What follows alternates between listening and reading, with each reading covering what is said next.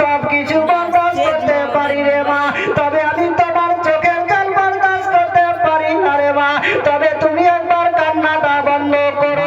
মায়ের মতন ভালোবাসুন আর বিবিকে বিবির মতন ভালোবাসুন। যে মাকে ভালোবাসবেন এদিকে বিবিকে মারবেন, তা করলে হবে না। কারণ হাসরের ময়দানে আপনার বিবির কাছ থেকে আল্লাহ সাক্ষী স্বরূপ নেবেন। যদি আপনার বিবি বলে যে আমার স্বামীর কাছ থেকে আমি সন্তুষ্ট হয়েছি, তবেই তুমি জান্নাতে যেতে পারবে। আর তোমার বিবি যদি বলে দেয় যে আমার স্বামীর কাছে আমি সন্তুষ্ট ছিলাম না, তবে তোমার জাহান্নাম ছাড়া আর কোনো স্থান নেই। তবে নবী মুস্তাফা খাদিজাকে কেমন ভালোবাসতেন, আর খাদিজাও নবী মুস্তাফাকে কেমন ভালোবাসতেন। একদিন খাদিজা তিনি ঘরের মধ্যে অঝানয়নে কান্না করছেন। তিনার বেটি হযরতে ফাতেমা রাদিয়াল্লাহু তাআলা আনহা তিনি আসলেন। আসার পরে বলতে লাগলেন, বলে ও গো আম্মা জান, তুমি কেন কান্না করতেছো গো মা? তোমার দুই চোখ দিয়ে কেন পানি পড়তেছে গো মা? তার কারণটা কি একবার বলো না কেন গো মা? তবে মা গো, তোমার চোখের পানি আমি বরদাস্ত করতে পারি না গো মা, তবে তুমি একবার বলো কেন কান্না করতেছো? ওই সময়তে খাদিজা রাদিয়াল্লাহু তাআলা আনহা বললেন, ও বেটি ফাতেমা, তোমার আব্বা নবী মুস্তাফা 1 ঘন্টা নয় 2 ঘন্টা নয় কয়েক ঘন্টা হয়ে গেল, এখনো পর্যন্ত বাড়ির মধ্যে আসলো না। তবে তুমি গিয়ে দেখো তোমার আব্বা কত দূরে আছে। ওই সময়তে ফাতেমা আপন রাস্তা ধরে টুকটুক করে চলতে আরম্ভ করে দিল। রাস্তার মধ্যে যেতে যেতে একজন পাগল ব্যক্তির সঙ্গে দেখা হয়ে গেল। তার চুলগুলো এলোমেলো হয়ে আছে, তার জামা রক্তে লাল হয়ে আছে, একবার জমিনের মধ্যে পড়ে একবার জমিনের উপরে চলতে টুকটুক করে চলতে থাকে। হযরতে ফাতেমা রাদিয়াল্লাহু তাআলা আনহা ওই জায়গার মধ্যে দাঁড়িয়ে দাঁড়িয়ে কান্না করতে লেগে গেলেন। হযরতে ফাতেমা রাদিয়াল্লাহু তাআলা আনহা তিনি আর আগের দিকে না গিয়ে আপন বাড়ির দিকে চলতে আরম্ভ করে দিলেন। দরজাতে দাঁড়িয়ে দাঁড়িয়ে হযরতে ফাতেমা আপন কান্না করতেছিলেন। ভিতর থেকে হযরতে খাদিজা বলতে লাগলো, ও বেটি ফাতেমা, তবে তুমি কেন কান্না করো? তোমার দুই চোখ দিয়ে কেন পানি পড়তেছে বলো না কেন? ওই সময়তে বলতে লাগলো, মা গো, আমি যখন রাস্তার মধ্যে যেতেছিলাম গো মা, একজন পাগল ব্যক্তির সঙ্গে দেখা হয়ে গেল। আমি আগে দিকে না গিয়ে আমি বাড়ি অবধি চলে আসলাম গো মা। ওই সময়তে খাদিজা বললো, ও বেটি ফাতেমা, তুমি আর একবার গিয়ে দেখো তোমার আব্বা নবী মুস্তাফা কত দূরে আছে। ওই সময়তে হযরতে ফাতেমা রাদিয়াল্লাহু তাআলা আনহা তিনি আপন টুকটুক করে চলতে আরম্ভ করে দিলেন। কিছু দূর যাওয়ার পরে দেখছেন ওই পাগল ব্যক্তিটো আবার ওই জায়গার মধ্যে দাঁড়িয়ে আছে। তার চুলগুলো রক্তে, তার চুলগুলো এলোমেলো হয়ে আছে, তার জামা রক্তে লাল হয়ে আছে। ওই সময়তে ফাতেমা আপন ঘাবড়ে গেল। ফাতেমা আপন আপন বাড়ির দিকে রওনা হয়ে যাবে। ওই সময়তে ওই পাগল ব্যক্তি বলল, ফাতেমা, আমি এমন কেউ নয়, আমি হচ্ছি তোমার আব্বা নবী মুস্তাফা। বলে, ও বেটি ফাতেমা, আমি কোনো পাগল নয়, আমি হচ্ছি তোমার আব্বা নবী মুস্তাফা। জোরে বলো সুবহানাল্লাহ। ওই সমাজে হযরতে ফাতেমা রাদিয়াল্লাহু তাআলা আনহা তিনি তিনার আব্বার নিকটে চলে গেলেন। বলে, ও গো আব্বা জান, ও গো আব্বা জান, ইয়া রাসূলুল্লাহ, আপনার এই অবস্থাটা কিসের জন্য আপনি বলুন না কেন? তার কারণটা কি একবার বলুন না কেন? ওই সমাজে নবী আমার বললেন, ও বেটি ফাতেমা,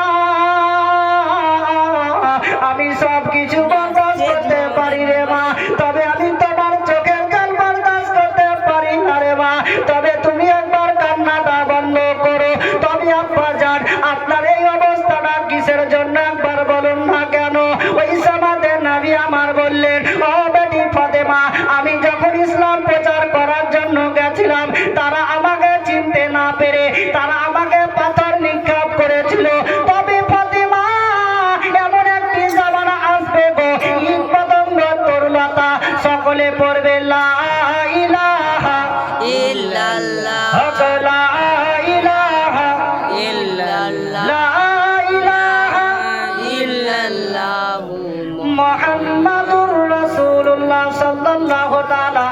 ওয়াসাল্লাম। ওই সমাতে হযরতে ফাতেমা রাদিয়াল্লাহু তাআলা আনহা তিনি তেনার আব্বাকে সঙ্গে করে নিয়ে আপন বাড়ির দিকে চলতে আরম্ভ করে দিল। বাড়িতে যাওয়ার পরে নবী আমার একবার হাত মেরে দিল। নবী আমার যখন খাদিজাকে ডাক মেরে দিল আর সঙ্গে সঙ্গে খাদিজা দরজাখানা খুলে দিল। খাদিজাকে নবী আমার বলতে লাগলেন, ও খাদিজা তুমি দাঁড়িয়ে আছো? তবে খাদিজা গো, ওই সমাতে খাদিজা বলতে লাগলো, ইয়া রাসূলুল্লাহ, ইয়া হাবিবাল্লাহ, নবী গো আপনার এই অবস্থাটা কিসের জন্য একবার বলুন না কেন? নবী আমার বললেন, খাদিজা তুমি একবার ভিতরে চলো, আমি তোমাকে ভিতরে গিয়ে সমস্ত কথা খুলে বলবো। তবে খাদিজা তুমি একটি কথার জবাব দাও। তবে খাদিজা গো, আমি যখন কোনো কাজের জন্য বাইরে চলে যাই, আমি যখন বাড়িতে ওয়াপসি আসি, আমি যখন দরজার মধ্যে একবার হাত মেরে দিই, তুমি সঙ্গে সঙ্গে দরজা খুলে দাও। তবে খাদিজা তুমি কি দরজার মধ্যে 24টা ঘন্টা দাঁড়িয়ে থাকো? ওই সমাজে খাদিজা বলল, ইয়া রাসূলুল্লাহ, ইয়া হাবিবাল্লাহ, নবী গো আপনি যদি দুটি ডাক মেরে দিন তবে আমি আল্লাহকে কি বলে জবাব দিব? বলে, ইয়া রাসূলুল্লাহ আপনি যদি দুটি ডাক মেরে দিন আর আমি খাদিজা যদি দরজা না খুলতে পারি তবে আমি আল্লাহকে কি বলে জবাব দিব বলুন?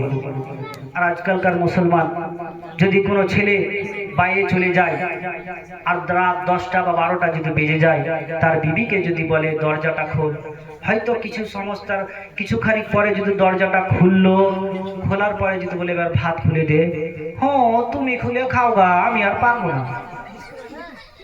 এইরকম করে মেয়েরা জান্নাতে যাবে বলছি। নেই নামাজ, নেই কিছু, নেই স্বামীর খিদমত, নেই কোনো স্বামীকে মহব্বত। স্বামীকে যদি ভালোই না বাসুন তাহলে আপনার নামাজ রোজা কিছুই কাজে আসবে না।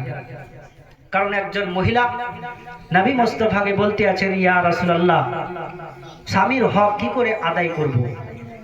নবী আমার বললেন যে তোমার স্বামীর শরীর থেকে যদি পুঁজ বার হয় আর তুমি সেই পুঁজগুলো যদি তোমার জিহ্বা দ্বারাতে চেটে চেটে পরিষ্কার করো, তবুও তোমার স্বামীর হক আদায় হবে না। জোরে বলো সুবহানাল্লাহ। তুমি যদি চেটে চেটে তোমার জিহ্বা দ্বারাতে পরিষ্কার করো, তবুও তোমার স্বামীর হক আদায় হবে না। আর নবী তো এটাও বলেছেন যে আল্লাহ ব্যতীত যদি আমি কাউকে সিজদা করার হুকুম দিতাম তবে আমি মেয়েদেরকে বলতাম যে তোমরা স্বামীর পদতলে সিজদা করো, তাই কিনা? আর একটি হাদিসের মধ্যে নবী আমার ঈদুল আজহা বা ঈদুল ফিতরের উপলক্ষে একদিন রাস্তার মধ্যে যাচ্ছিলেন। নবী আমার একটি মহিলার সঙ্গে সাক্ষাৎ হয়ে গেল। নবী আমার তাকে বললেন যে তোমরা যত পারবে দান খয়রাত করবে, স্বামীকে ভালোবাসবে। কেননা আমি যখন মিরাজের মধ্যে গেছিলাম, আমি যখন জান্নাতের দিকে তাকিয়ে দেখলাম, আমি সব চাইতে দরিদ্রকে জান্নাতের মধ্যে দেখলাম। আর আমি যখন জাহান্নামের দিকে তাকিয়ে দেখলাম, আমি সব চাইতে নারীদেরকে জাহান্নামের মধ্যে দেখেছি। জোরে বলুন সুবহানাল্লাহ। তবে তাই মা বোনদেরকে বলবো, আপনারা স্বামীকে ভালোবাসুন, স্বামীর খিদমত করার চেষ্টা করুন। কেননা আপনি যতই নামাজ পড়ুন আর যতই রোজা রাখুন, আপনার স্বামী যদি আপনাকে একটি আওয়াজ দিয়ে দেয় যে অমুকের মা এই জায়গার মধ্যে আসো, আর তুমি যদি সেই জবাবের উত্তর না দাও, তো তোমার পূর্বে যত আমল ছিল সমস্ত বাদ হয়ে যাবে, সব বেকার। আপনি যদি স্বামীকে একটি ডাকে সাড়া না দেন। ওই সমাজে নবী আমার বললেন, বলে খাদিজা তুমি যে দরজার মধ্যে দাঁড়িয়ে থাকো, তোমার কি শরীরে যন্ত্রণা হয় না, বেদনা হয় না? খাদিজা বলল, ইয়া রাসূলুল্লাহ আমার শরীরের মধ্যে যন্ত্রণা বেদনা সমস্ত জিনিসই হয়, তবে ইয়া রাসূলুল্লাহ আমি যখন দরজাখানা খুলে আপনার পবিত্র চেহারাখান দেখি তখন আমার শরীরের সমস্ত বেদনা দূর হয়ে যায়। জোরে বলুন সুবহানাল্লাহ। বলি, ইয়া রাসূলুল্লাহ আপনার চেহারা দেখতে গেলে পরে আমার সমস্ত শরীরের বেদনা দূর হয়ে যায়। আর আজকে আমরা কত টাকা পয়সা, খাওয়া পিন্ধন সমস্ত জিনিসের আমরা কমে নাই। আর একজন সাহাবী যার নাম হচ্ছে আব্দুল্লাহ আনসারী, তিনি এত গরিব ছিলেন যে তিনার স্বামী স্ত্রীর পরনের মাত্র এখনো একটি কাপড় ছিল, একটি কাপড় ছিল। হযরতে আব্দুল্লাহ আনসারী নবীর পিছনে নামাজ পড়ার জন্য মসজিদে নববীতে চলে যেতেন, কিন্তু নবীর পিছনে নামাজ পড়তেন কিন্তু মুনাজাতটা করতেন না। কয়েকদিন যাওয়ার পরে সাহাবীরা বলতে লাগলো, ইয়া রাসূলুল্লাহ, ইয়া হাবিবাল্লাহ, নবী গো, আব্দুল্লাহ আনসারী একদিন নয় দুদিন নয়, আমরা কয়েকদিন ধরে দেখতে আছি আপনার পিছনে নামাজ পড়ে কিন্তু মুনাজাতটা করে না। নবী আমার বললেন, ও সাহাবীরা, তোমরা চুপ হয়ে যাও, আমি আব্দুল্লাহ আনসারীর বাড়িতে আমি তাকে গিয়ে জিজ্ঞাসা করব। তিনাদের কেমন আদর্শতে ছিলেন দেখুন। আর আজকে যদি আমাদের মসজিদের মধ্যে কারো যদি কিছু ভুল হয়ে যায়, তাকে ওইখানে এত বেয়াদবি করে সেই ব্যক্তি আর নামাজ পড়তে আসার মতো ক্ষমতা রাখে না, সে লজ্জাতে আর আসে না। এমন এমন বয়স্ক মানুষও আছে, যদি নামাজ পড়তে না পারছে কোনো যুবক ছেলেরা এমন ভাবে টিটকার মারছে, সেই যুবক আর নামাজ পড়তে আর মসজিদে আসে না। দেখা যায় হয়তো আপনাদের দিকে নাই, কিন্তু আমাদের দিকে বহুত আছে। ওই সমাজে নবী আমার টুকটুক করে আব্দুল্লাহ আনসারীর বাড়ির দিকে চলতে আরম্ভ করে দিলেন। নবী আমার আব্দুল্লাহ আনসারীর বাড়িতে যাওয়ার পরে নবী আমার একটি আওয়াজ দিয়ে দিলেন, নবী আমার সালাম দিয়ে দিলেন, কোনো জবাব আসলো না। দ্বিতীয়বারে নবী আমার সালাম দিলেন, তবুও কোনো জবাব আসলো না।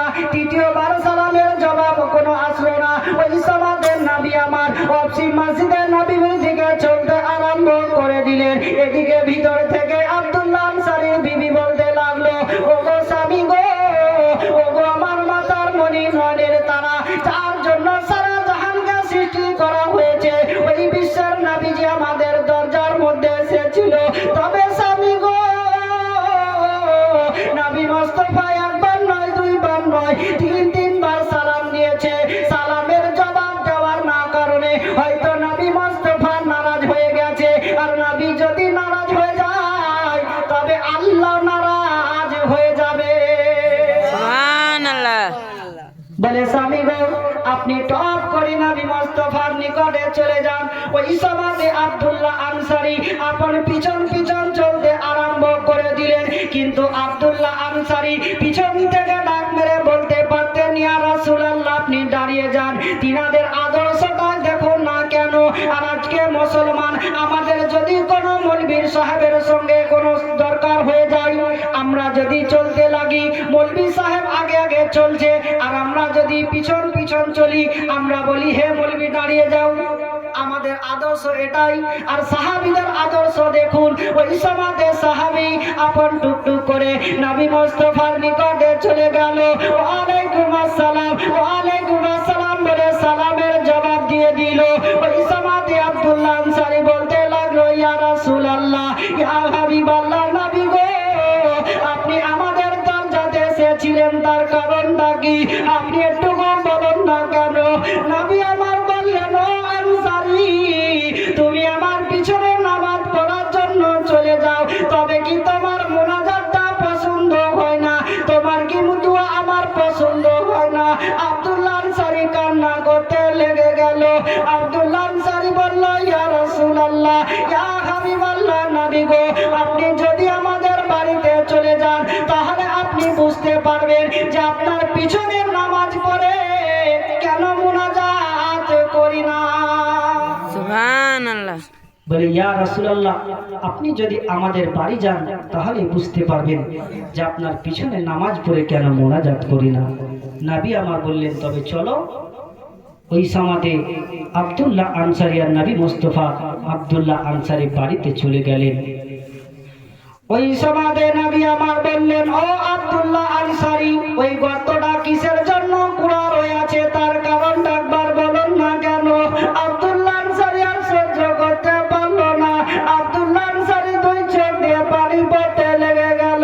আব্দুল্লাহ আনসারী বলল, ইয়া রাসূলুল্লাহ, ইয়া হাবিবাল্লাহ, নবী গো, আল্লাহ আমাদেরকে এত গরিব করেছে, এত গরিব করেছে ইয়া রাসূলুল্লাহ, যে আমাদের স্বামী স্ত্রীর পরনের মাত্র এখানে একটি কাপড়ে আছে। ইয়া রাসূলুল্লাহ,